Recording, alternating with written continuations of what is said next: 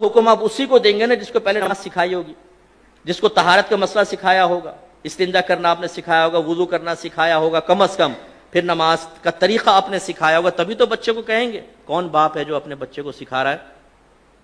اور پھر وہ نبی جو رحمت للعالمین ہے وہ فرما رہے ہیں جب بچہ 10 برس کا ہو جائے تو مار کر نماز پڑھاؤ۔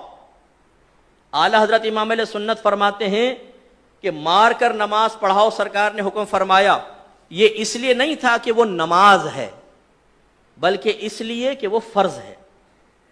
اس لیے نہیں کہ نماز ہے، اس لیے کہ فرض ہے۔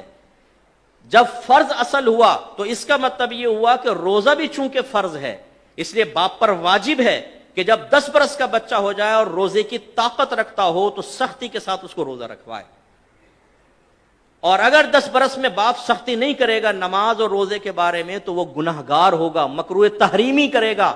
مکروہ تحریمی فعل ہے یہ، کیونکہ حدیث کا رد کرنا یا اس کے خلاف جانا مکروہ تحریمی ہوتا ہے، سرکار کے حکم کے خلاف جانا۔ اب کتنے والدین ایسے ہیں، ہم تو ہر دو بچہ 10 برس، ابھی تو کھیلنے کی عمر ہے، ابھی کون سا بالغ ہوا ہے؟ بھائی بلوغت سے، اسی لیے تو آپ کے نبی سمجھا رہے ہیں بلوغت سے پہلے سکھاؤ اس کو۔ یہ بالکل ایسا ہوگا جیسے ایک نوجوان کا UK کا ویزا لگ گیا اور آپ کہیں کہ بیٹا امیگریشن کے سارے قوانین سیکھ لے، ذرا وہاں کے لاس سیکھ لے کہ تو وہاں تو اترے گا، غلط کام نہ کر۔ اوکے ٹھہرو بھائی ٹھہرو، پہلے UK کی سرزمین پہ اترنے تو دو، پھر سب سیکھ لوں گا۔ تو آپ کیا کہیں گے؟ اتر کے کوئی غلطی کرے گا واپس بھیج دیں گے، بے وقوف آدمی، ابھی سے سیکھ یہاں پر آئلٹس وغیرہ کر، لینگویج آج کل بہت ضروری ہے اور سارے قوانین۔ لہٰذا اگر کوئی نسوار رکھ کے پچکاریاں مارتا ہے نا یہاں پر، یا نظر بچا کر لفٹ کے اندر پان کی بڑی سی پیک پھینک کر پورا رنگ کر دیتا ہے جہاں رنگ کرنے کی کوئی حاجت بھی نہیں ہوتی، یہ بھی جب دبئی جائے گا تو سارے لاس سیکھ کر جائے گا۔ وہاں کبھی ایسے نہیں ہوگا کہ ایئرپورٹ پر اتر کے کسٹم شیڈ کے ساتھ ہی پچکاری مارے بولے کیف حالک، سارا سیکھ کے جائے گا۔ وہاں کیسے تمیز آ گئی بھائی؟ کیوں پہلے آپ نے سیکھا؟ اس لیے کہ مصیبت سے پہلے اس کی پروٹیکشن، اس کے تمام معاملات سیکھنے چاہیے۔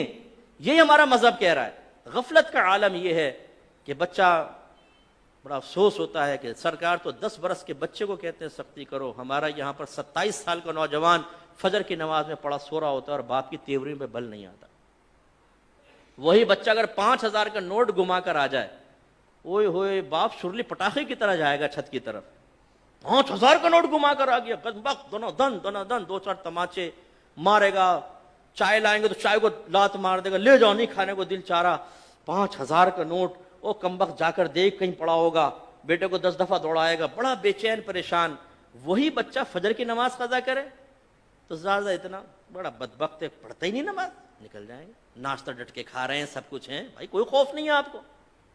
آپ کی اولاد جہنمی بن رہی ہے۔ ایک نماز قضا کرنے پر اس کا نام جہنم کے دروازے پہ لکھ دیا گیا۔